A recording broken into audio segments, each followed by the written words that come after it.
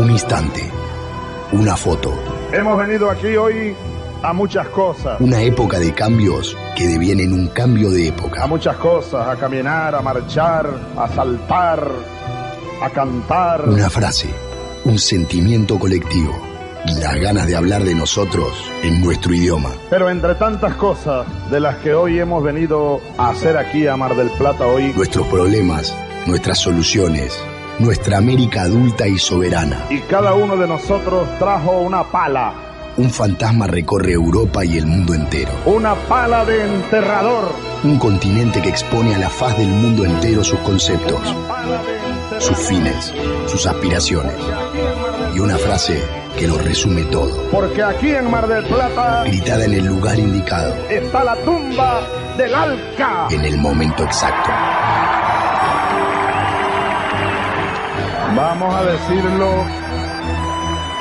decirlo.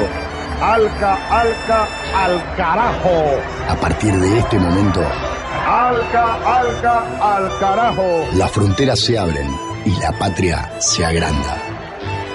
Esto es Al Carajo.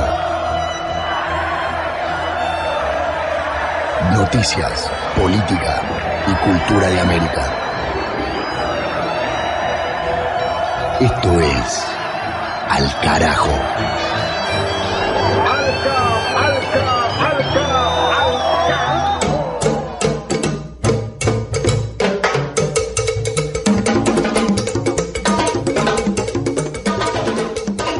Programa 33 del 2019 de Al Carajo en el aire. Los y las saluda Pablo Daniel Ovín en el micrófono. Noticias, cultura, política y voces de América Latina en esta hora de radio que acá comienza.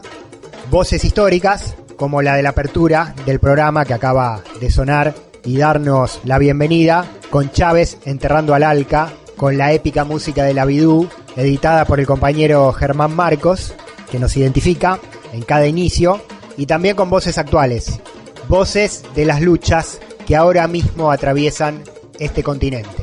Les habla Adolfo Pérez Esquivel desde la Argentina y en primer lugar quiero darles un fraterno abrazo a todo el pueblo ecuatoriano, desearles mucha unidad y resistencia frente a lo que están viviendo. Es una insurrección frente a un gobierno que no tiene sensibilidad social, que sigue lo dictado del Fondo Monetario Internacional, la política de ajuste, capitalización, privatizaciones, y esto genera más hambre, más marginalidad, menos fuente de trabajo y pérdida de la soberanía. Reclamamos un llamado a elecciones para que el pueblo elija a sus mandatarios que sean acordes a los intereses del pueblo, y pedirle también al gobierno que cese la represión.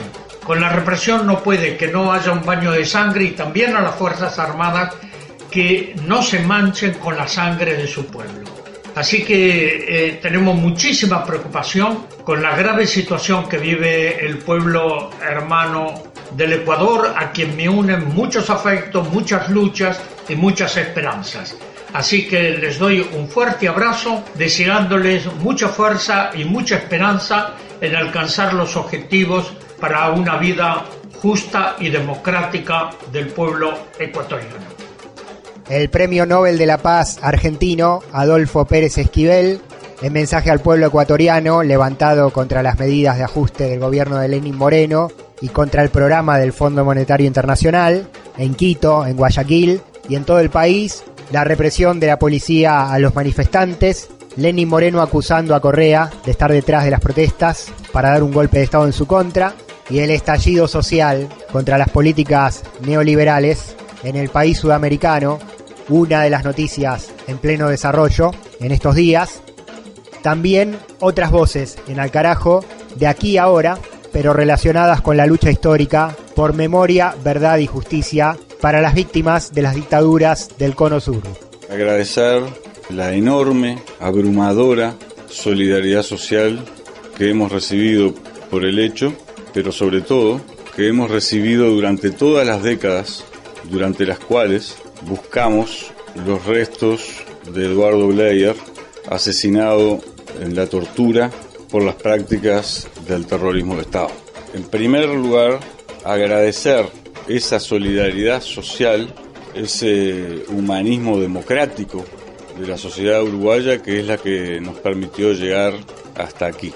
En segundo lugar, parece muy importante resaltar que mi padre fue asesinado a mediados del año 1976, detenido en octubre del 75, torturado salvajemente en el centro de torturas de la Casona de Punta Gorda. De allí lo llevaron al hospital militar para recuperarlo, y luego de que lo recuperaron, comillas, lo llevaron al 300 Carlos, centro de torturas del batallón 13, donde lo asesinaron. Gerardo Bleier, hijo del militante del Partido Comunista de Uruguay, Eduardo Bleier, que fue desaparecido por la dictadura en 1975 y cuyos restos fueron identificados por el Grupo de Investigación de Arqueología Forense en la lucha por la recuperación de la identidad y del paradero de las víctimas del Plan Cóndor, que a nivel regional violó los derechos humanos y desapareció y torturó y asesinó a miles y a miles en Uruguay, en Argentina, en Chile, en Paraguay. Las voces de Al Carajo son estas: 10 años, 10 temporadas en el aire, en red por una cantidad cada vez más grande y más firme de radios comunitarias, universitarias, públicas, populares, alternativas, en distintos países de América Latina, por las antenas de frecuencia modulada y de amplitud modulada, y por las plataformas YouTube e iVoox en todo el mundo, potencialmente, en todos los rincones del planeta Tierra. Más voces de Latinoamérica en este nuevo capítulo de Al Carajo, con otro país en crisis política en la región, que es Perú. Ha sido una situación algo tortuosa e intempestiva. Sin embargo, el escenario actual es relativamente claro.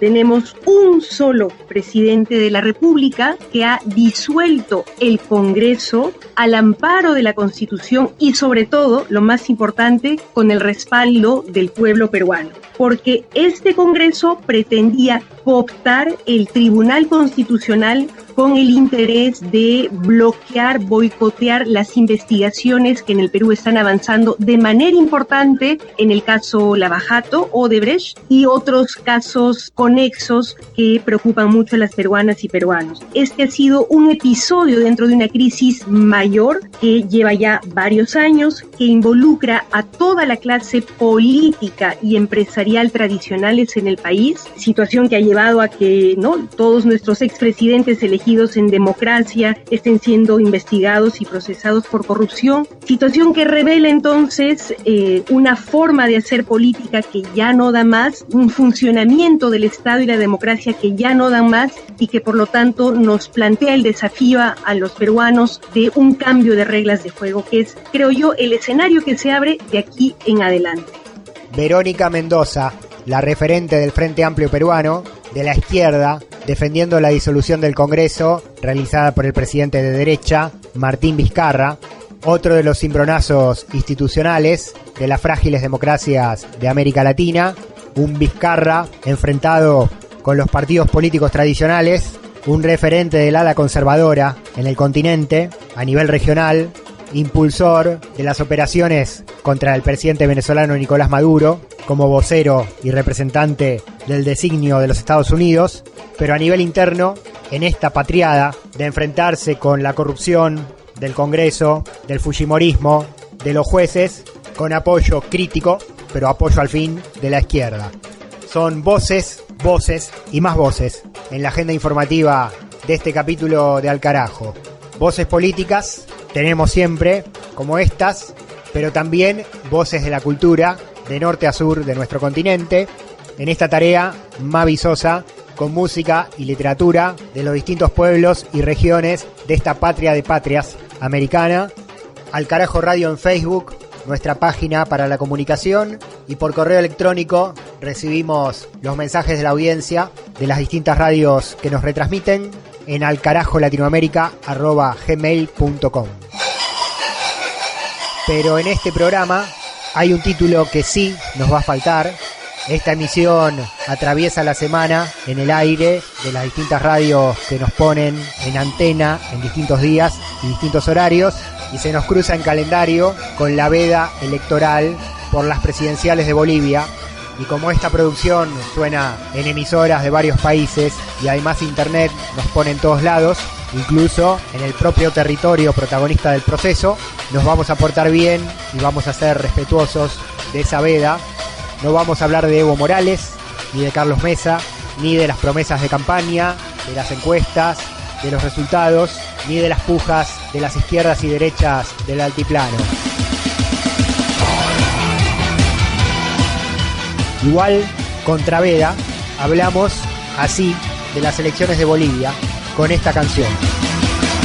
Morirás, pelearás, lucharás, vencerás. La sangre del pueblo es hoy. El imperio atacó, destruyó y robó, sometió, humilló. Disparan al pueblo hoy. Autoritario.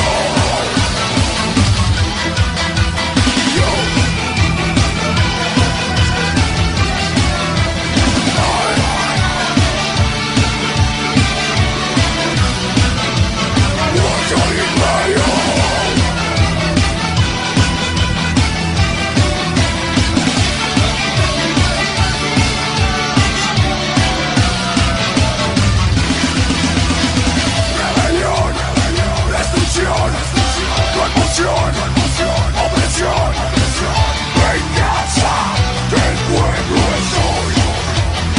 Y el imperio atacó, disparó, degolló, aplastó y abusó.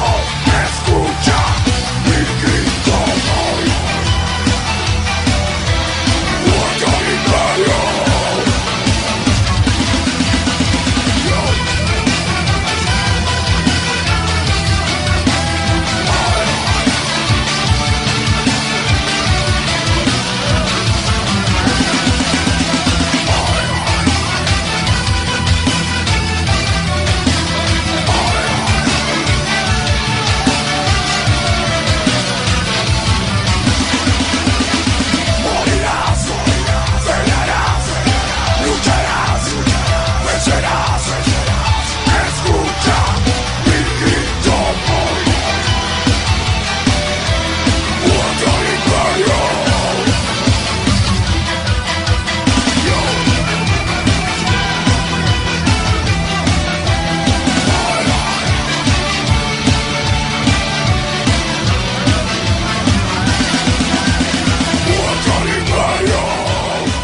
Alcohólica la Cristo, haciendo I Am Bolivia, canción antiimperialista en clave de metal industrial, mixturada con ritmo y estética del altiplano. Y vamos a seguir con Bolivia en este primer tramo del recorrido, ya que nos plegamos a la veda por las elecciones del 20 de octubre en el país y no nombramos candidatos, ni encuestas, ni resultados. Seguimos hablando del proceso político del luchador pueblo boliviano de otra manera. Ahora sumando una voz poética. Jaime Nistaúz, escritor, crítico de cine y defensor de la bolivianidad, oriundo de La Paz, la gran capital, con la pluma puesta en las luchas ancestrales de ese pueblo plurinacional. Más Bolivia en Al Carajo, ahora en la lectura de Mavi Sosa. Poema para un poema. Hablando de huérfanos, una mujer acaba de orinar en media calle. Aunque usted no lo crea, su mirada nos despreciaba junto a las paredes, las puertas, la misma calle. Tal vez usted hubiera intentado reprocharla, si olvidaba su cobardía. Con tal motivo, he roto varios poemas y he bebido un trago largo. Es difícil creer en nosotros mismos. Es difícil creer que ocurra un poema semejante a esa mujer a media tarde. Loca, rebelde, dueña del mundo, desafiando la música de moda, desafiando como una flor a las piedras. Sus aguas apenas mojaban unos 20 centímetros. 20 centímetros. Toda una melodía. Jaime Nistaúz, poeta boliviano.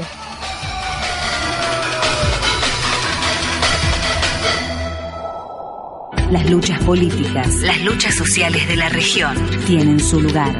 Al carajo.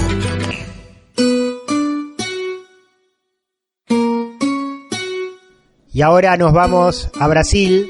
Habló el expresidente Luis Ignacio Lula da Silva.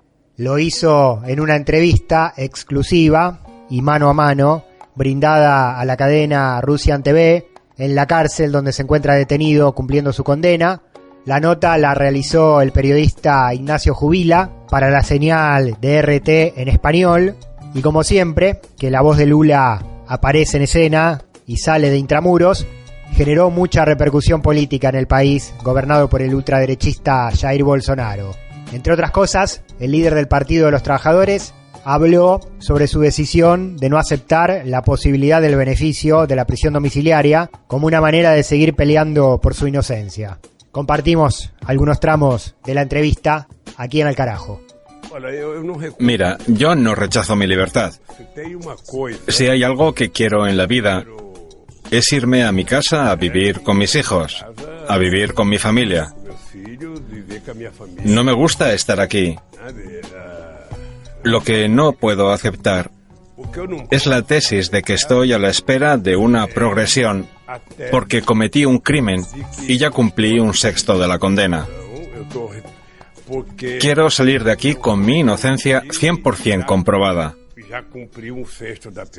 Quiero que aquellos que mintieron al pueblo brasileño se sometan al juicio del pueblo como me estoy sometiendo yo.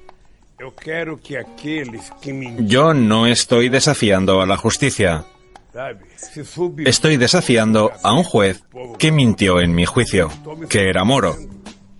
Un procurador que mintió en la acusación y los que dijeron mentiras en la investigación. Es por eso que reivindico irme de aquí con mi inocencia. Entré aquí con la cabeza en alto. Podría no haber estado aquí. Podría haberme ido a otro país y no fui. Y quiero salir de aquí con la cabeza en alto. Mi actitud de no aceptar la progresión es una actitud defendida porque tengo derecho a decir que no quiero la progresión. En el momento que yo acepto la progresión, estoy aceptando la idea de que he cometido un crimen y por lo tanto me estoy beneficiando. Pero yo no quiero eso, no cometí ningún crimen. Quien lo cometió fue quien me condenó. Y espero que se haga justicia en este país, por lo que estamos recurriendo a todas las instancias necesarias para que se lea la investigación. No cometí ningún crimen, dice Lula da Silva, sosteniendo su inocencia desde la cárcel. En esta entrevista con Russian TV, traducción al castellano realizada por la propia cadena televisiva, y también en el plano de la persecución judicial en su contra y de su condición de preso político, que no solo sostiene el expresidente, víctima de la situación, sino también organismos de derechos humanos nacionales e internacionales. Lula habla de la causa Lavallato y habla del uso de la justicia en su contra. Ya lo he dicho en otras entrevistas. Yo era una especie de Copa del Mundo para la Lava Jato. Ellos me querían conquistar, porque era una obsesión traerme a Curitiba a pesar de que no debería haber sido juzgado. Porque no hay un proceso para juzgarme, porque no hay una denuncia verídica. Hay muchas mentiras y hay intereses políticos. Le dieron el golpe a Dilma y después del golpe Lula no podría volver a ser presidente, así que fue necesario crear una confusión con Lula. Como no pensaron que podrían volver a lo que se hacía en el siglo XIX con los que se rebelaron en este país, ahorcar, decapitar, descuartizar, así que decidieron utilizar el poder judicial para transformarme en lo que me están transformando. Y decidí luchar porque el honor y el carácter no lo encontramos en un supermercado. Nacemos con ello y lo tenemos desde la cuna. Y yo, gracias a Dios, quiero defenderme, porque el culpable en este país es el que me condenó, y quiero demostrarlo. Palabra de Lula, desde la cárcel, en su lucha por demostrar su inocencia. Ahora lo escuchamos en Al Carajo al expresidente brasileño y líder del Partido de los Trabajadores, hablando de las operaciones en su contra, de la prensa del por entonces juez Moro, hoy ministro de Justicia de Bolsonaro, y de los partidos de la derecha. La pregunta que les hago es, después de 80 portadas de revistas, cientos de horas en la televisión, miles de portadas que dicen que Lula era corrupto, ¿cómo van a disculparse ahora con el pueblo brasileño y decir, lo siento? Y eso es lo único que interesa. No quiero aceptar la progresión de la condena. Quiero que se disculpen con el pueblo brasileño, que es la gran víctima. Quiero que se disculpen con los millones de desempleados. Quiero que se disculpen con mi familia. No soy yo quien necesita disculpas. Ya estoy endurecido en la vida. Pero que ellos pidan disculpas a mi familia. Irrumpieron innecesariamente en la casa de mis hijos. ¿Crees que me quedaré callado? Si alguien roba algo, va a la cárcel. Si alguien ha robado y quiere denunciarlo para obtener la mitad del robo, como hay muchos que lo hicieron, que lo hagan. Me gustaría hacer un informe en contra de Moro y Dallagnol, pero nadie lo quiere. A ver si hago el informe a la ONU, si alguna vez me dejan ir y hacer el informe. Porque cuando critico a Moro no critico el Poder Judicial, sino que lo critico a él personalmente. Él y cualquiera que actúe como él actúa. Un juez no puede ser rehén de la prensa. Un juez debe ser rehén de la ley y la verdad. Él solo tiene como instrumento para absolver o condenar a una persona los autos del proceso y debe tener prueba de acusación y prueba de defensa. Y solo basado en esto se tiene que votar. Y ellos mintieron sobre mí. Mintió el Ministerio Fiscal, que después de mucho enseñar el PowerPoint dijo que solo tenía su convicción, y mintió Moro al decir ¿qué crimen cometió? Lo pondré aquí, hecho indeterminado. ¿Y yo me tengo que quedar callado? No, no me quedaré callado. Moro mintió, dice Lula, y reafirma su pelea para demostrarlo, pelea desigual que está dando desde la prisión, con una condena injusta, teñida de persecución política. En esta entrevista brindada por el expresidente brasileño al periodista Ignacio Jubila de la señal RT, el referente de la izquierda brasileña se metió también en la coyuntura política. Lo escuchamos valorando, opinando sobre la gestión de Bolsonaro a nivel nacional y también en el plano internacional. Este gobierno, hasta ahora en Brasil, no ha dicho la palabra producir, la palabra crecimiento, la palabra distribución de la renta, la palabra aumento de sueldo. Nada de eso existe. Lo único que existe es una reforma para reducir el déficit fiscal porque necesita reunir 1 billón. Pero no dicen por qué es 1 billón y vender a todas las empresas públicas. Hasta ahora este país se está sosteniendo por las reservas que ha creado el PT de 387.000 millones de dólares. Esto es lo que garantiza que Brasil sobreviva hasta ahora. Están vendiendo empresas públicas, están vendiendo Petrobras, están vendiendo nuestro presal. Es decir, están entregando el país, tirando por la borda algo que se llama soberanía. Y Brasil es muy grande. Brasil puede ser un país soberano. Brasil puede ser un país protagonista de la política internacional. Y una cosa de la que estoy orgulloso es el papel que juega Putin en la historia mundial actual. Lo que significa que el mundo no puede ser tomado como rehén por la política estadounidense, por la locura de Trump, por la locura de un presidente estadounidense que cree que puede invadir cualquier país, matar a cualquier presidente. Es necesario que alguien detenga eso y Brasil puede detenerlo. Brasil tiene tamaño para eso, tiene grandeza para eso, tiene fronteras con 10 países de América del Sur, tiene fronteras con el continente africano, porque el mar es nuestro camino que Dios construyó. Pero Brasil no levanta cabeza. Cuando nosotros presidimos Brasil, intentamos demostrar que Brasil podría ser un protagonista internacional. Entonces, yo defiendo de hecho que Brasil no sea un lamebotas de Estados Unidos, que mantenga una relación digna y soberana con los BRICS, y que Brasil vuelva a su rol de protagonista en la política internacional. Porque es un país que tiene 8,5 millones de kilómetros cuadrados, que tiene 17.000 kilómetros de frontera con Sudamérica, que tiene 7.500 kilómetros de frontera marítima, un país que tiene el Presal, un país que tiene la Amazonia, un país que tiene 210 millones de habitantes. Este país tiene que ser soberano. Este país debe tener una industria fuerte. Y Petrobras no es solo una compañía petrolera, es una compañía que tiene una inversión extraordinaria en investigación y tiene millones de pequeñas compañías que son proveedoras. Eso es lo que están destruyendo a los bancos públicos. Entonces defiendo que Brasil tenga un papel más importante en la política internacional.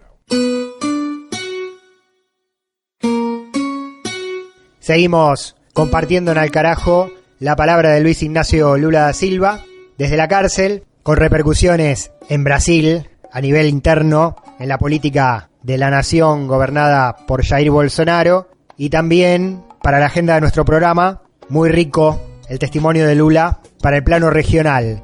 Lo escuchamos ahora al expresidente hablando sobre el proceso de destrucción de todos los espacios de integración regional que había construido él junto a Chávez, junto a Kirchner, junto a Mujica y Tabaré durante los periodos de gobiernos progresistas en América Latina. Puedo decir que el mejor momento que vivimos en Latinoamérica fue el tiempo que gobernaron los gobiernos progresistas. En Chile, Lagos y Bachelet. En Argentina, Cristina Kirchner. En Uruguay, Tabaré y Pepe Mujica. Bolivia, Venezuela con Chávez, Brasil. Es decir, la gente puede promover un estado de bienestar social como nunca hemos tenido en nuestro continente. Fortalecimos el Mercosur, creamos la UNASUR, creamos la CELAC. Tuvimos reuniones entre Sudamérica y África, Sudamérica y los países árabes. El Mercosur salió de 10.000 millones de comercio a casi 74.000 millones. Así que las cosas estaban creciendo de forma extraordinaria. Lo que sucedió, en la medida en que tienes un gobierno de derecha que vuelve al poder, lo habíamos experimentado en la época de Fernando Henrique Cardoso aquí en Brasil y en la época de Menem en Argentina. En el momento que tienes presidentes que no se respeten, que no respeten su soberanía y que sigan lamiendo las botas de los estadounidenses, como lo hizo Fernando Henrique Cardoso con Clinton y como hace Bolsonaro con Trump, el país no avanzará. Ahora han abandonado cualquier proyecto de desarrollo interno, cualquier proyecto de soberanía interna por pensar que los estadounidenses ayudarán a nuestros países. Los estadounidenses no ayudan a nadie, solo se ayudan a ellos mismos primero, a ellos en segundo lugar, en tercer lugar, cuarto y quinto. Los estadounidenses están acostumbrados a ocupar cualquier país que tenga algún interés de soberanía. Por lo tanto, Brasil no puede depender de Estados Unidos. Brasil tiene que depender de sus fuerzas intelectuales, de sus científicos, de sus universidades, de su pueblo trabajador. Eso es lo que hace que Brasil sea grande. Tenemos un mercado interno de 210 millones de seres humanos. Tenemos un mercado en América del Sur de casi 450 millones de personas. Por lo que, si sabemos cómo trabajar la similitud entre nosotros y fortalecer el intercambio, podemos ser un bloque muy fuerte en el mundo. Lamentablemente vemos que esto no es lo que sucedió en Argentina. Macri acaba de quebrar Argentina, llevándola a una situación de pobreza que no habíamos visto en mucho tiempo. Y espero que Dios les dé fuerzas a los argentinos para recuperar un gobierno comprometido con los pobres de ese país. Y aquí en Brasil, Bolsonaro está yendo por el mismo camino. En Ecuador están yendo por el mismo camino.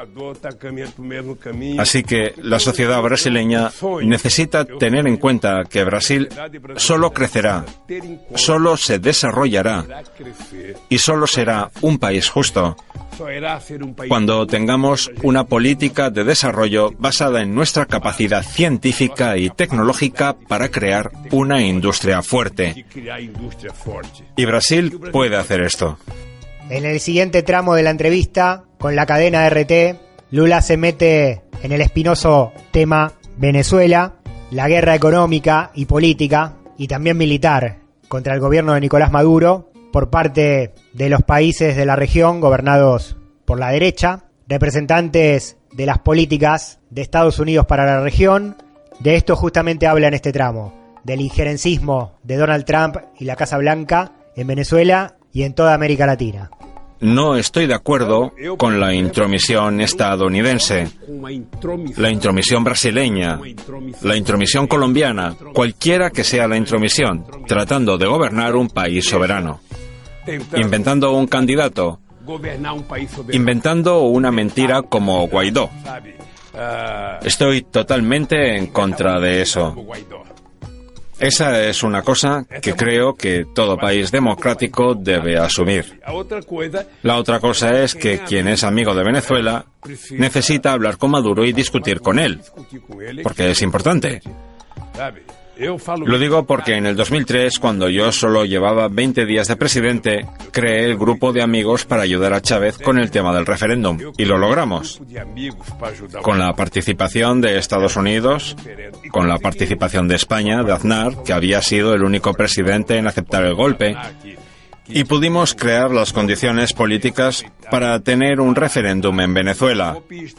Entonces, lo que hace falta es que haya más personas que quieran la paz y menos personas que quieran la guerra. Brasil, tal como está, no tiene autoridad moral para entrometerse en Venezuela.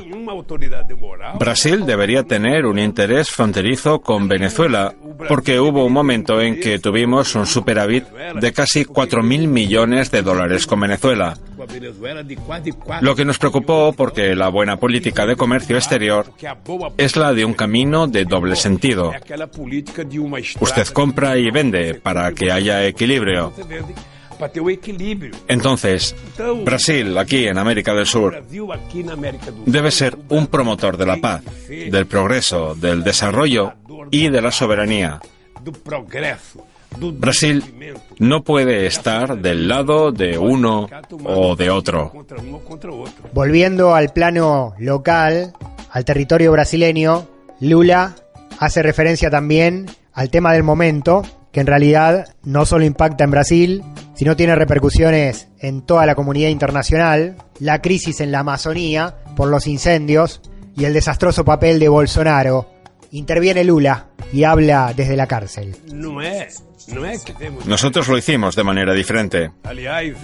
Por cierto, leí un artículo de una entrevista de la exministra Marina Silva, que ya no está en el PT, donde cuenta que en nuestro gobierno redujimos la deforestación en más del 83%.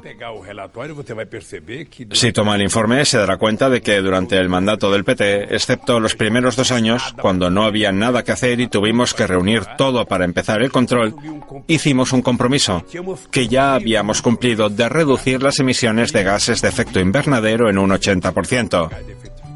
Puede hablar con la exministra Isabela, el exministro Mink, la exministra Marina, de que Brasil era un modelo para los demás países, tanto en la reunión COP15 que tuvimos en Copenhague como en la reunión de París. Entonces, mire, debemos tener claro que la Amazonia es territorio brasileño, que Brasil es soberano sobre la Amazonia, y es Brasil quien va a decidir qué hacer en Amazonia. Punto. No se discute. Lo que Brasil tiene que entender es que nuestra incapacidad científica, nuestra incapacidad financiera para cuidar ese ecosistema y esa biodiversidad con el cuidado que la humanidad necesita que tengamos, no nos dispensa de recibir apoyo. Por lo tanto, es importante recordar que el acuerdo del fondo creado para ayudar a la Amazonia se creó en mi gobierno, con Alemania y Noruega. Y eso no hace que Brasil renuncie a su soberanía. Ahora lo que veo es que Bolsonaro habla de soberanía por un lado y por otro lado envía a su hijo a ser embajador en Estados Unidos para entregar la Amazonia a los Estados Unidos para su explotación. Y obviamente eso no es correcto. Volvemos a citar los créditos de esta entrevista realizada al expresidente y líder del Partido de los Trabajadores de Brasil, Luis Ignacio Lula da Silva. La hizo mano a mano, cara a cara, en la sala de visitas de la prisión, donde Lula cumple su condena, impuesta por el juez Moro. El periodista Ignacio Jubila, para la señal de la cadena RT en español, con traducción al español de ese medio de comunicación. Compartimos el último tramo en Al Carajo, en este caso con Lula hablando sobre el odio sembrado en contra de su figura y en contra de las políticas de inclusión de los gobiernos del PT en Brasil, lo que en Argentina y en Uruguay desde la prensa hegemónica denominaron como grieta. Con el mismo esquema, con la misma matriz, se siente en Ecuador, en Colombia, en Venezuela y obviamente en Brasil.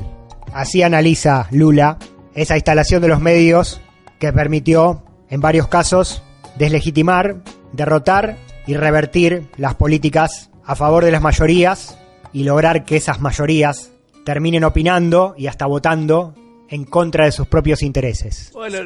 Mire, no hay forma de que puedas enfrentarte al odio con más odio. El odio se enfrenta con amor, con humanismo, con amabilidad y solidaridad. Así es como se enfrenta el odio. No es posible enfrentarse a un hombre que odia por la mañana, al mediodía y por la noche, si usted también odia por la mañana, al mediodía y por la noche. Porque si lo hace, se volverá tan aburrido como el hombre al que odia. Entonces, ¿es difícil? Sí, pero la mejor manera de enfrentar el odio es tratar a las personas con mucho amor, tratar a las personas con cariño. Sinceramente, no sé cómo explicaría el odio que algunas personas tienen hacia mí. No sé cómo lo explicaría, porque fui el presidente de la República que dejó la presidencia con el 87% de bueno y muy bueno en las encuestas, con un 10% de regular y un 3% de malo y pésimo. La única explicación que encuentro por el odio generalizado contra mí es que hemos hecho que las personas más humildes de este país subieran un grado en la escala social.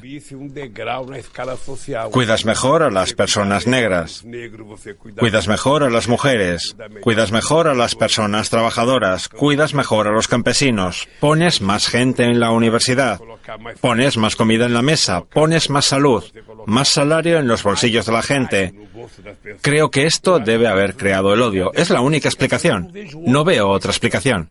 Sin embargo, no puedo tener odio. No crea que odio a Moro y a Dallagnol. Yo creo que ellos duermen peor que yo. Porque siempre digo que hay 4 personas que saben que soy inocente. Dios, yo, Moro y Dallagnol.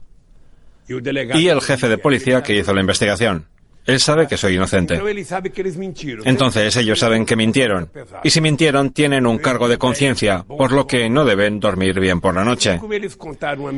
Y como dijeron una mentira muy grande y no pueden cambiar su postura, tomo yo la postura de tratar de demostrar mi inocencia a toda costa.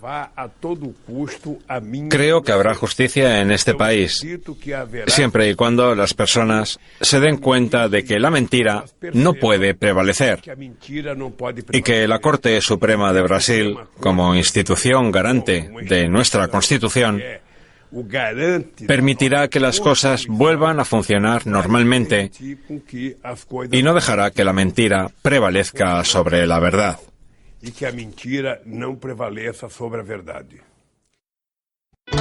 Al carajo. Al carajo. Identidad, música y cultura de América Rebelde. Yo pisaré las calles nuevamente de lo que fue Santiago ensangrentada y en una hermosa plaza liberal me detendré a llorar por los ausentes.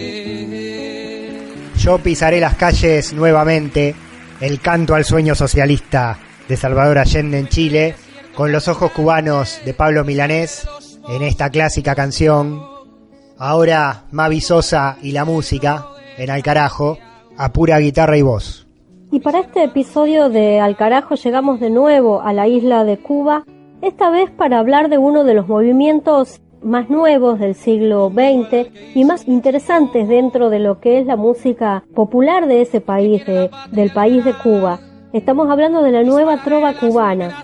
Se llama nueva porque la trova ya estaba instalada en Cuba, había llegado a través de los españoles allá por fines del siglo XIX, por eso tiene una gran importancia la guitarra. Sin embargo, en la década del 60 estos cantos que se escuchaban en todas partes de Cuba. La trova original, la trova tradicional, tiene versos más o menos simples, hablan mucho de romances, y además tenía la facilidad de que uno podía cantar solo con una guitarra. Bueno, ya en la década del 60 del siglo XX, al calor de la revolución cubana, de estas nuevas ideas sobre el hombre que empiezan a aparecer, de estas nuevas ideas sociales, aparece este nuevo movimiento que tiene, bueno, grandes canciones, quizás de las mejores que hay dentro de la música de América Latina. La nueva trova nace junto con la Revolución Cubana, toma la idea del hombre nuevo, y en esto se emparenta también con los movimientos de nueva canción que ya existían en el resto de América Latina. Tiene un giro esta trova hacia una composición poética distinta. Esto es algo que pasó en Chile, algo que pasó en algún momento en Uruguay, pasó en la Argentina y también pasó en Brasil. Bueno, también pasó en Cuba. Surgió la necesidad de hablar del hombre y las inquietudes empiezan a aparecer, a tomar la cabeza de estos trovadores que eran muy jovencitos. Entonces, a la hora de componer, ponen ahí todo el ímpetu social y revolucionario. La idea fundacional de la nueva trova de Cuba fue de un actor que también era artista plástico, pero luego ese movimiento fue solamente de trova, ganó la música por completo a ese nuevo movimiento. Muchos de esos trovadores participaban en forma activa en los espacios alfabetizadores de la revolución, que en estos primeros años la alfabetización fue, por supuesto, clave allá en la isla de Cuba. De ahí, de esas experiencias, venían repletos de ideas, de letras, de nueva poesía que han sabido plasmar en sus letras. Entre los referentes, entre las voces más representativas de la nueva trova cubana, está sin duda la voz de Vicente Feliú, quien tiene una participación más activa dentro del movimiento, que se mostró siempre muy inquieto por reinventar nuevos lineamientos estéticos dentro de lo que es la música de la trova. Una de las grandes musas para Vicente Feliú fue precisamente Ernesto Che Guevara, por eso a él le dedican muchas canciones. Nosotros vamos a escuchar por Vicente Feliú, una de las canciones que le dedica a Ernesto Che Guevara y que está en uno de sus primeros discos. Se trata de Una canción necesaria. Y aquí a cada noche se busca en tus libros el justo propósito de toda acción, y se abre tu memoria a todo el que renace, pero nunca falta alguien que te alza en un altar y haga leyenda tu imagen formadora y haga imposible el sueño de alcanzarte y aprenda algunas de tus frases de memoria para decir seré como él sin conocerte y lo pregones sin pudor, sin sueños, sin amor, sin fe.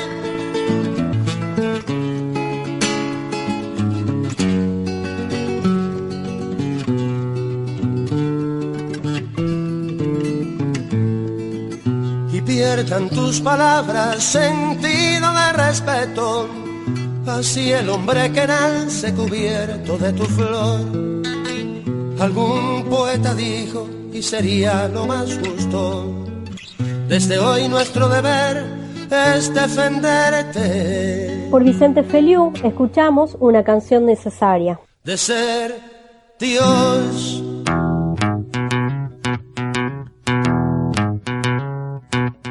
Frank Delgado es un artista muy referenciado ya con la década del 80 y del 90 dentro de la trova y en otra etapa de la Revolución Cubana. Cuando ingresó a la escuela secundaria por la década del 70, Delgado armó su banda, que en ese momento intentaba hacer de rock, pero se convirtió en trova rápidamente porque cada vez que tenía que tocar en público, cuenta él, elegía las canciones de Silvio Rodríguez. esa manera de estar en contacto con la trova fue entrando de a poco en su cabeza y él dice también que en su corazón. Pronto comenzó a desarrollar su carrera dentro de este género musical, del cual hoy también él es un referente, ya con letras más modernas y una musicalidad bastante más elevada. Por él, por Fran Delgado, vamos a escuchar No me pidas la cabeza. Pero no me pidas la cabeza.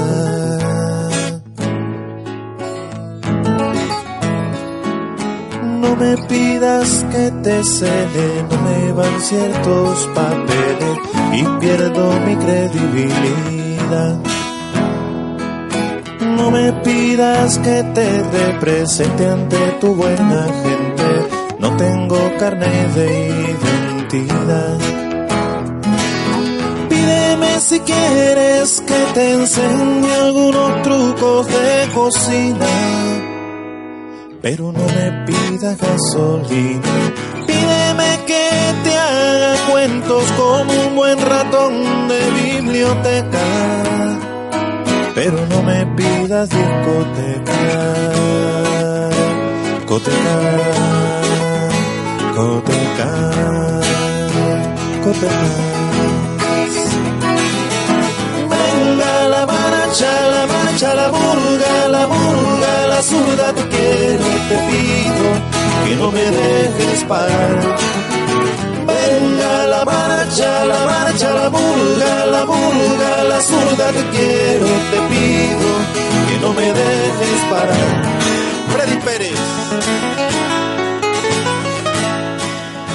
Escuchamos por Fran Delgado No me pidas la cabeza. Soy ciudadano del amor, llevo dogal de belleza. Es imposible no identificar la voz de Silvio Rodríguez con Cuba, y mucho más es imposible no identificarlo con la nueva trova de Cuba. Como miembro fundador de ese movimiento, Rodríguez destacaba que le debía muchísimo a autores como el uruguayo Daniel Biglietti o Soledad Bravo, quienes fueron marcando de algún modo el camino del canto latinoamericano en esas épocas.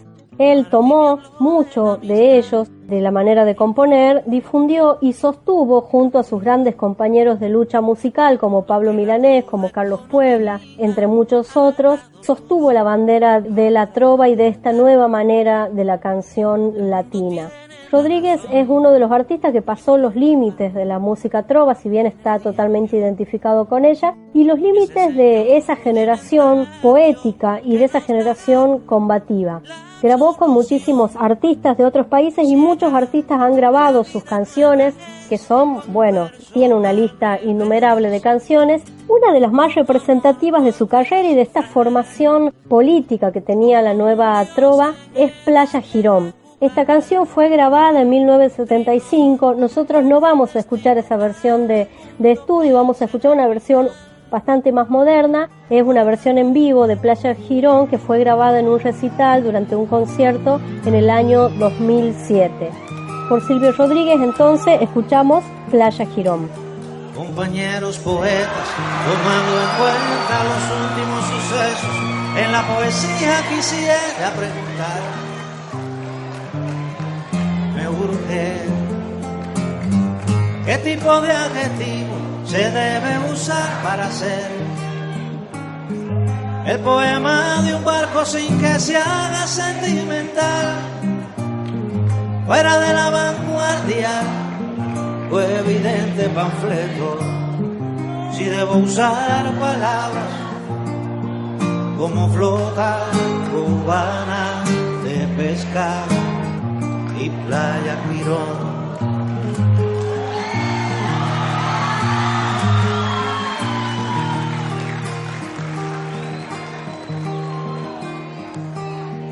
Compañeros de música, tomando en cuenta esas politonales y audaces canciones, quisiera preguntar, mejor ¿qué tipo de armonía se debe usar para hacer la canción de este barco con hombres de poca niñez? Hombres y solamente hombres sobre cubierta, hombres negros y rojos y y azules los hombres que pueblan el Playa Girón. Escuchamos a Silvio Rodríguez interpretando Playa Girón, a Fran Delgado con el tema No me pidas la cabeza y a Vicente Feliú con Una canción necesaria. También son otros representantes de la nueva trova cubana, Pablo Milanés, con el tema Yo pisaré las calles nuevamente. Tramo final, último bloque, más noticias de la patria grande, ahora. Del Atlántico a los Andes, del cerro a la cordillera. Al carajo. Las noticias de América.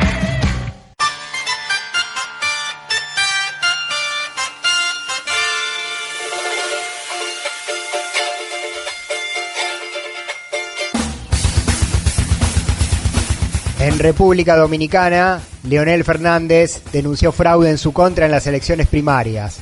Fernández compitió en la interna del Partido de la Liberación Dominicana contra Gonzalo Castillo, candidato apoyado por el actual presidente Danilo Medina. El resultado oficializado por el Tribunal Electoral arrojó un 48,34% a favor de Castillo frente al 47,61% de Fernández, un margen de apenas 12.700 votos. En los días posteriores a la confirmación del escrutinio, simpatizantes del candidato perdedor se manifestaron frente a la Junta Central Electoral de Santo Domingo pidiendo que se anule la elección. El precandidato Leonel Fernández, quien ya fue 2 veces presidente, de 1996 al 2000 y del 2004 al 2012, denunció que sus técnicos detectaron que en el código fuente del software se instaló un algoritmo que adulteró los resultados del proceso. Además del reclamo a nivel local, anunció que solicitará que se lleve a cabo una auditoría con el apoyo de la Unión Europea y la Organización de Estados Americanos. Sin embargo, en la interna del opositor Partido Revolucionario Moderno, realizada en simultáneo a la del PRD, donde triunfó el candidato Luis Abinader, no se denunció ninguna irregularidad. Las elecciones generales, donde se definirá al sucesor del actual presidente Danilo Medina, están pautadas para el 17 de mayo de 2020.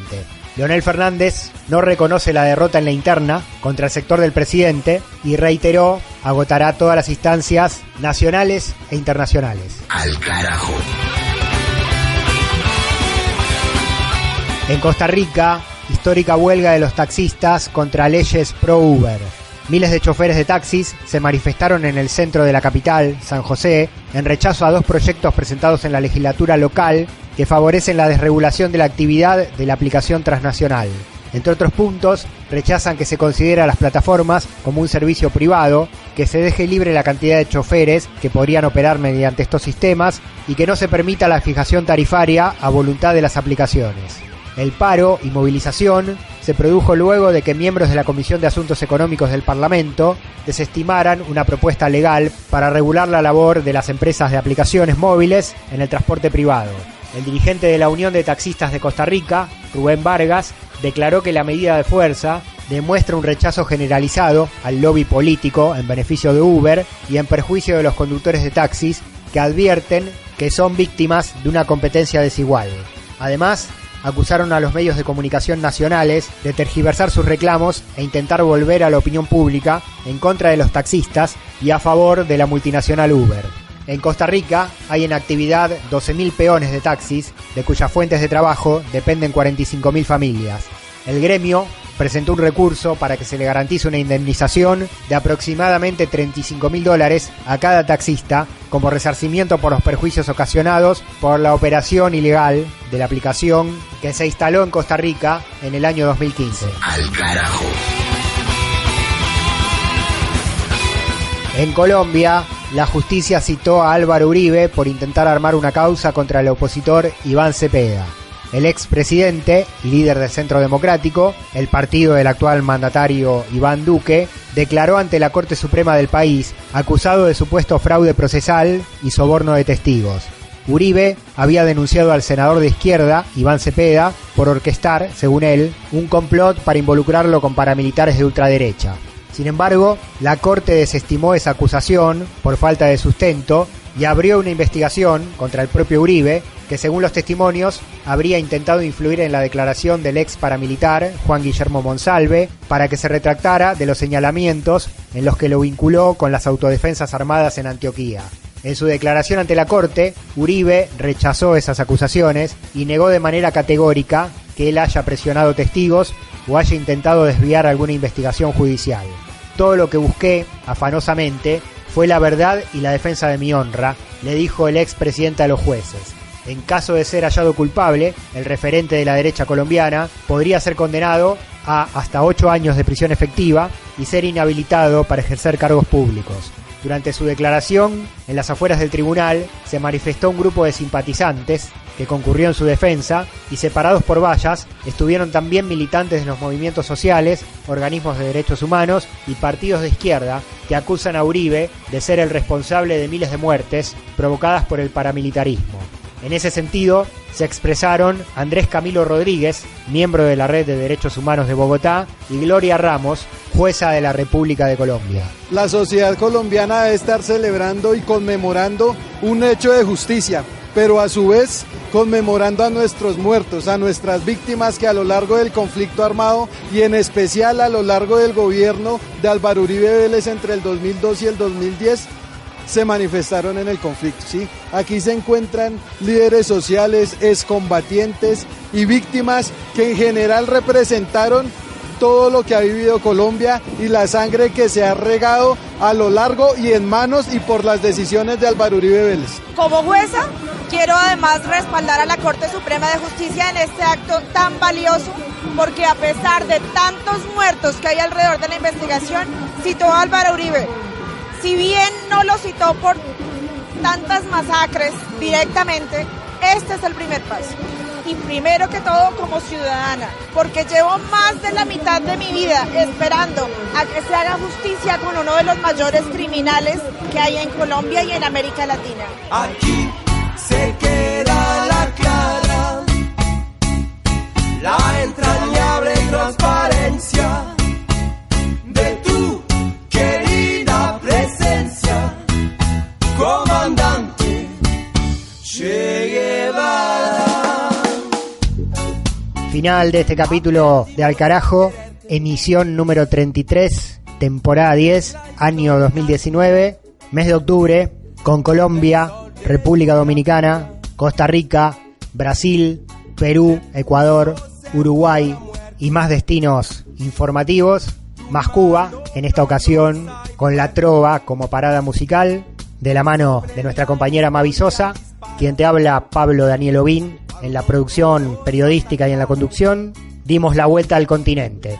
Acá nos despedimos, nos volvés a encontrar en exactamente una semana, mismo día, misma hora, mismo dial en el que nos escuchaste en esta ocasión, o cuando quieras en las plataformas, en YouTube, canal Al Carajo, en iVoox, iVoox.com/alcarajo2019, para descargar, compartir, viralizar y escuchar en el momento que sea y en el lugar de este planeta donde te encuentres. Acá cerramos y volvemos en la próxima para seguir recorriendo la política, la cultura y la información de América Latina y el Caribe. Esto fue Al Carajo. Hasta pronto.